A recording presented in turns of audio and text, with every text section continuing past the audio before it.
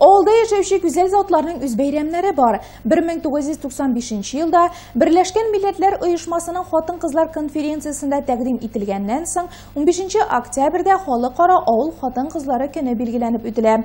Sala turmuşun alıp baru xotin kızdan küp geçsirey. Onlar avul xo'jaligida ishli g'oyla olib bara. Nekmine kiyikli avlunda yaşayışı Zila Sharafetdinova kebek. Üzi fermer, üzi traktor yerde kirek iken otunjiga. Kuluna gormonun olsam mongli itib jirlay. Turmush iptashi Anida ul. Güçlü karakterli xotin qizdi onun turunda avuldaşları. Sharafetdinovlarning g'ayla fermasında kechki sovun vaqtda fermer Zila Sharafetdinova için ishning eng qiziq chog'i. Jayluvdan mollarni qarshi olasa, oziq solasi, sovarga azirlisi bor. Ulgurgina Zilaning qo'llarini ko'z iyarmay, jetizgina sanoqli minutlar ichida oziqni taratib chiqqandan so'ng sovuq apparatini tutashtira. Ferma ishindagi shistalik 50 qo'ydan ko'zga tashlana. Ungan xotin qizning mollari da kir toza. 7 жыл була шушундан берле шушы фермерский хозяйствоның ішін біз алып барабыз инде. Президент программасы белән тотындык. Булай эшкә башлауга эшләгәнгә бердә үкенмибез, Аллага шөкер. Эшлибез, тырышабыз, иртүк торабыз инде. Җыкларга җыкласаң тормыш бармый.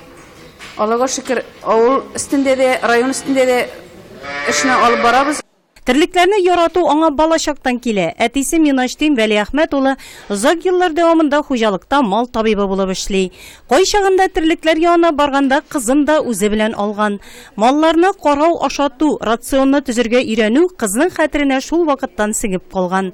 Хуҗалык таркалгач һич тә икеләнми фермерлык эшенә алына ул. Билгеле инде янында ныклы терәге, әхтәме булганга тәвәккәлли Зилә. Мен советник, мұнысын шылай терге, тегесін шылай терге деп. Физически еш, аң желкесінде енді. Аллаға шүкір мына, 10 жылдан берді, сиреп бара, шылай, бұлай, начар тегер. Результатларда кредитларын төлеп барабыз моторына.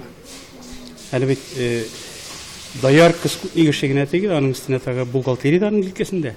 Шулы колхоз шекілді отчетларын, кағазларын барсында, вақытында беріп, управление бухгалтерлар, кызлар белән, экономистлар белән, ведущий специалистлар белән усакны табып, нормальный гына эшли. Зилә ул тәвәккәл хатын кыз. Ул бернинди авырлыктан да күркеп калмый. Үзенә юлны, дөрес юлны таба белә.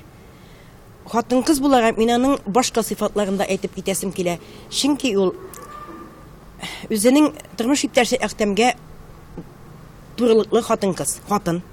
Үзенең баласы Алмазына жан жылысы бирә торган әниде.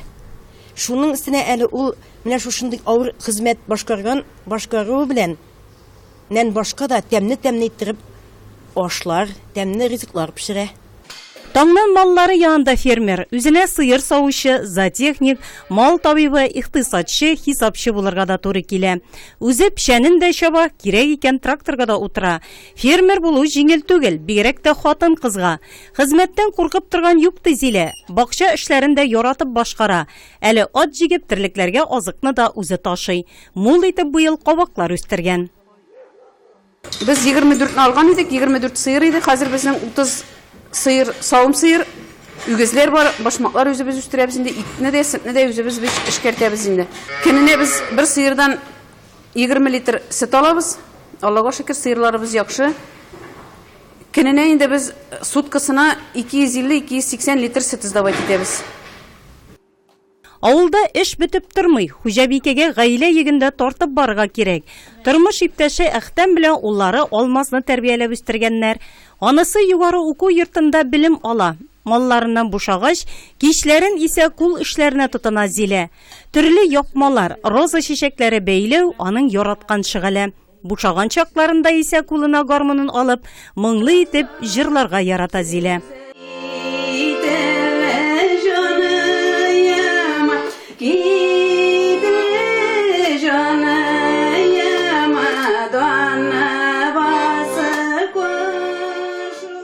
Безнең гаиләдә җыр моң әтидән килә. Әти дә җырлый иде, әни дә җырлый иде. Икәү алар утырып, кичләрен шулай җырлашалар, килешәләр иде. Шуннан әти белән әнидән калгандыр инде шулай җырга, моңга гашыйк. Җырларга бик каты яратам. Булганнан бар да була ди халык. Әлеге мәкаль нәкъ менә фермер Зилә Шәрәфетдинова турында әйтелә дә инде. Авыл хатын кызының эше азга гына да бетеп тормый. Сала тормышын яраткан, аның мәшәкатьләрен үз иткән кеше генә авыл җирендә яши ала шул. Кызыклы мәгълүмат. Бүгенге көндә Нурлат районы буенча авыл җирлегендә 455 хатын-кыз хезмәт куя. Шуның унысы фермерлар.